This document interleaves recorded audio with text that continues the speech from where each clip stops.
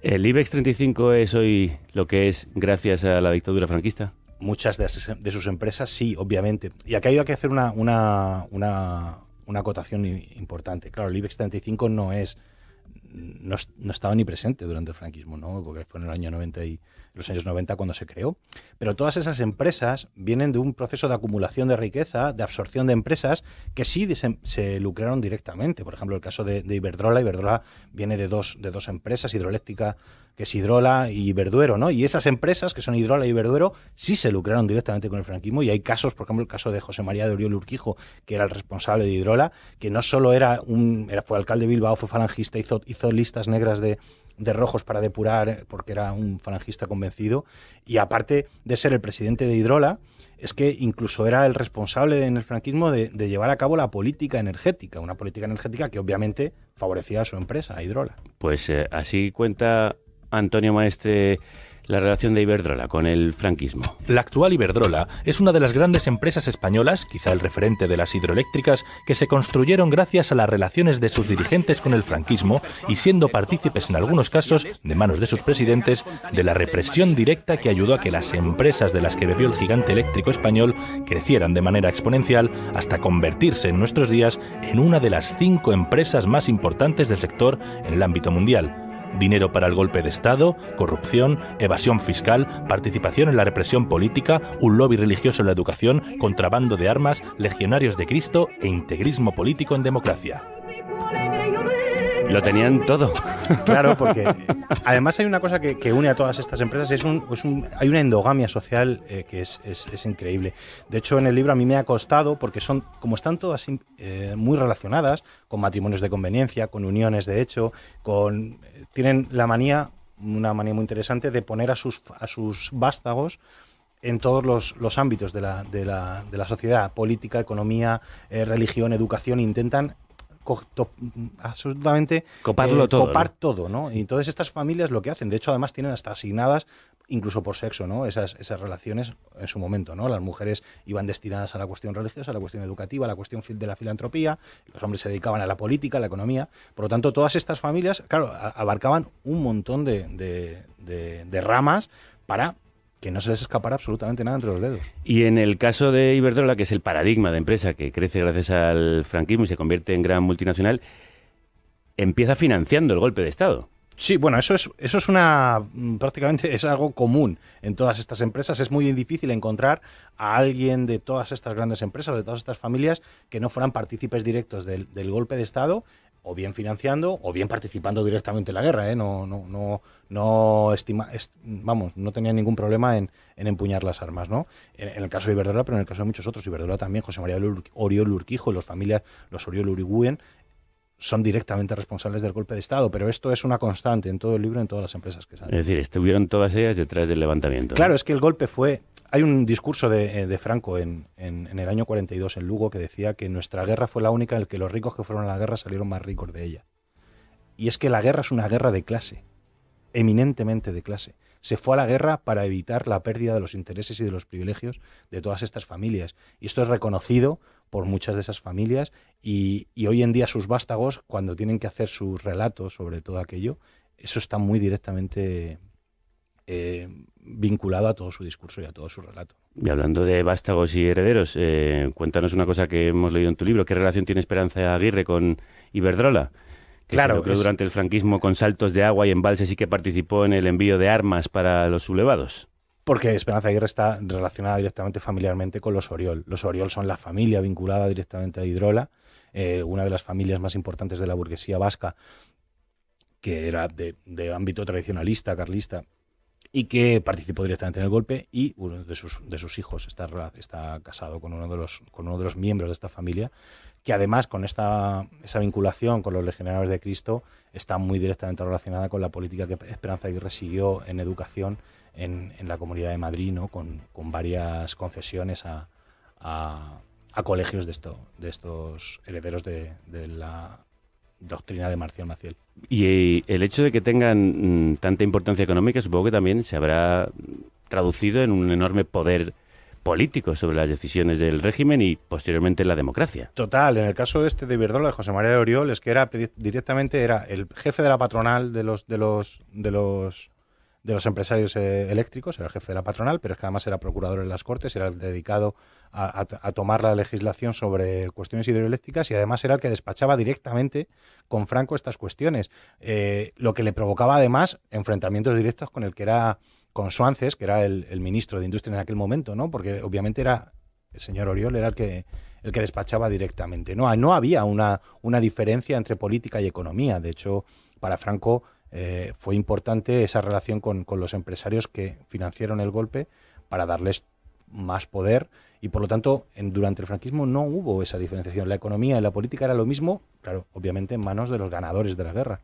Porque los empresarios que perdieron la guerra, esto no es un libro contra los empresarios que perdieron la guerra, esos también fueron depurados. De hecho, cuento un caso de las navieras vascas, la depuración vasca de las navieras, en la que cuando los navieros, José Sota del Aznar, que era un naviero vasco afín al PNV, todo su patrimonio fue expoliado y se le entregó a los navieros que habían participado en la guerra del bando fascista, a los navieros como los Aznar.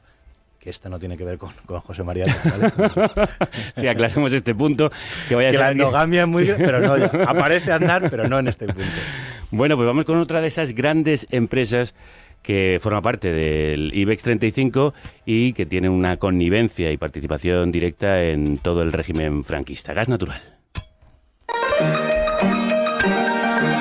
En la historia oficial de Gas Natural Fenosa, renombrada Naturgy, incluida en su página web, existe un silencio llamativo sobre la guerra civil y la dictadura, como si aquel periodo histórico no hubiera tenido nada que ver en la consolidación económica de una de las empresas que hoy dicta los designios políticos desde el parqué del IBEX.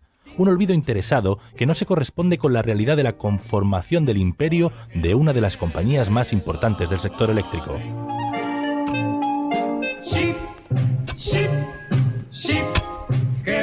¿Cuál es la historia de Gas Natural y cómo se convierte en lo que es gracias al franquismo? Claro, han hecho un rebranding ahora, ¿no? Ahora es Naturgy, claro, pero porque eso es importante, porque eso es una de las cuestiones fundamentales que hacen para blanquear, ¿no? Van cambiando los nombres para que parezca que no tiene nada que ver con sus orígenes, ¿no?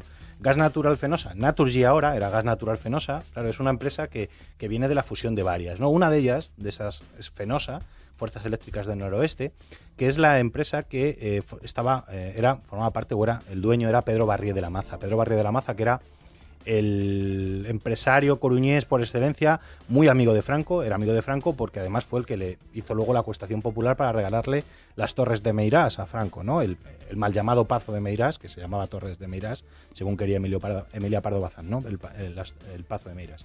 Bueno, pues él fue el encargado de regalarle y claro, ¿por qué le regaló? Aparte de ser uno de los financieros del golpe de Estado también, uno de los que dio bastante dinero para la contienda, para el éxito de la sublevación fascista, pues él tenía una empresa que era Fuerzas Eléctricas del Noroeste, Fenosa, que era una empresa eléctrica en Galicia, ¿no?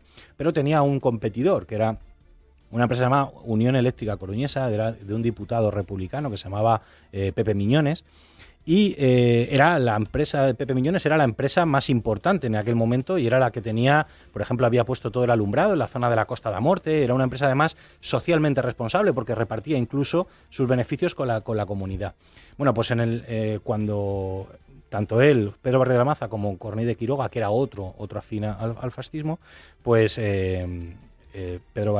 Pepe Miñones fue fusilado en el Campo de la Rata en el año 37 por ser un diputado republicano y la empresa, la banca que tenía para financiar a la empresa después de su fusilamiento se hizo todo lo posible para que perdiera a su familia el poder para poder financiarla y en el año 45, después de muchos años en que la familia intentó mantener a flote la empresa que el diputado republicano tenía, pues acabó esa Unión Eléctrica Coruñesa en Fenosa, acabó dentro de las garras de Pedro Barrié de la Maza, ¿no? De la familia Barrié.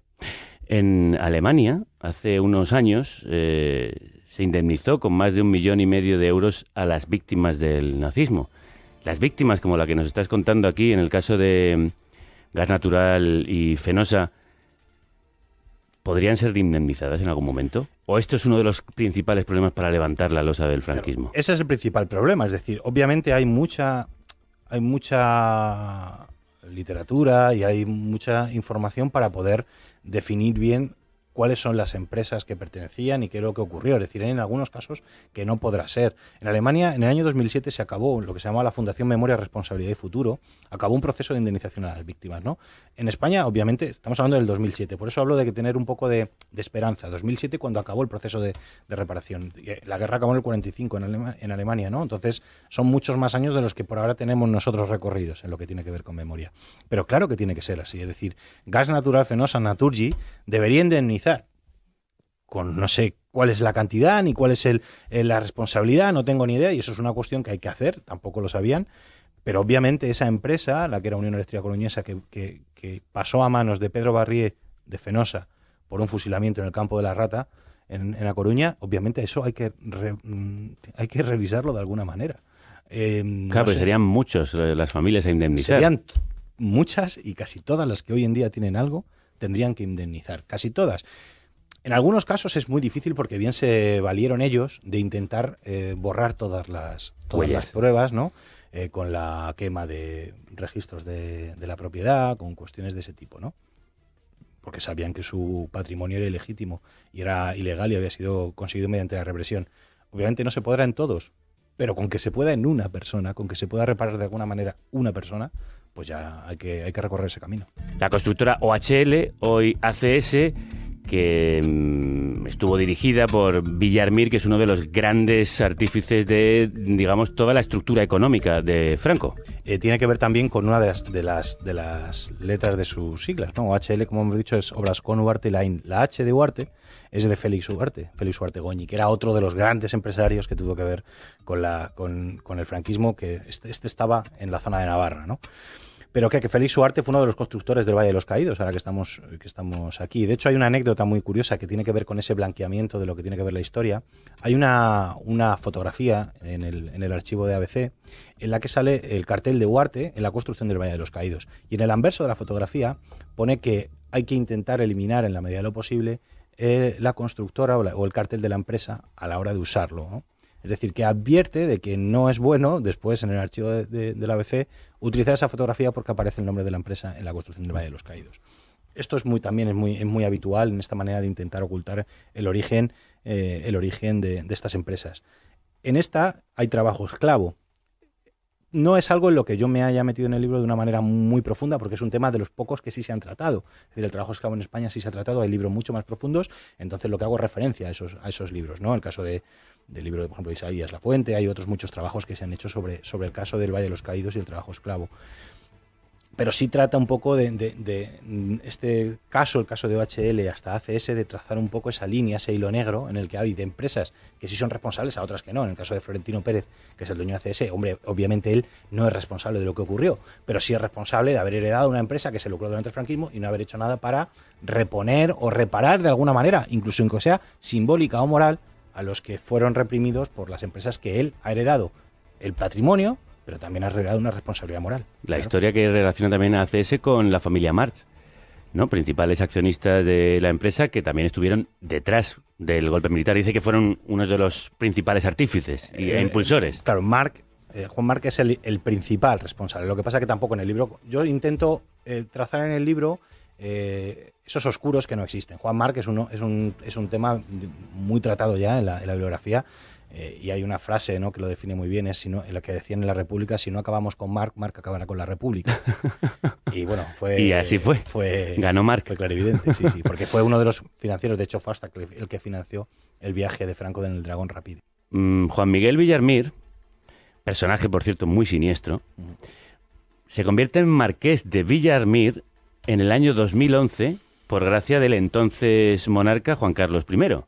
Lo cual quiere decir que la pervivencia del franquismo, por más que se niegue, y su lazo con la monarquía sigue siendo evidente y palmario. Bueno, es que hay algunos trazos que se hacen en el libro en el que trato de vincular precisamente cómo todas estas familias son directamente parte de la corte de Felipe VI. Claro. Es decir, muchas de estas familias, los Villarmir, los Luca de Tena, los Primo de Rivera, también tienen una saga importantísimo. Todos estos son amigos directos. Es decir, el núcleo fundamental de amistades y cortes de Felipe VI son familias de estas. Es decir, no tiene otros amigos nada más que esto, ¿no? Entonces, obviamente, los Villarmir y todos estos están vinculados directamente con la monarquía, que no ha hecho nada por separarse de todo esto. No ha hecho nada. Es decir, ojalá tuviéramos una monarquía, ojalá tuviéramos una república, pero ojalá, si ya queremos una monarquía, tuviéramos una monarquía un poco que se hubiese abierto a la sociedad civil un poco más, bueno, que no tenga tanto que ocultar, ¿no? Pero bueno, claro, también hablamos de una monarquía que se ha enriquecido mucho siguiendo sistemas que ya se crearon en el franquismo y que además se ha criado entre esos algodones. De bien nacidos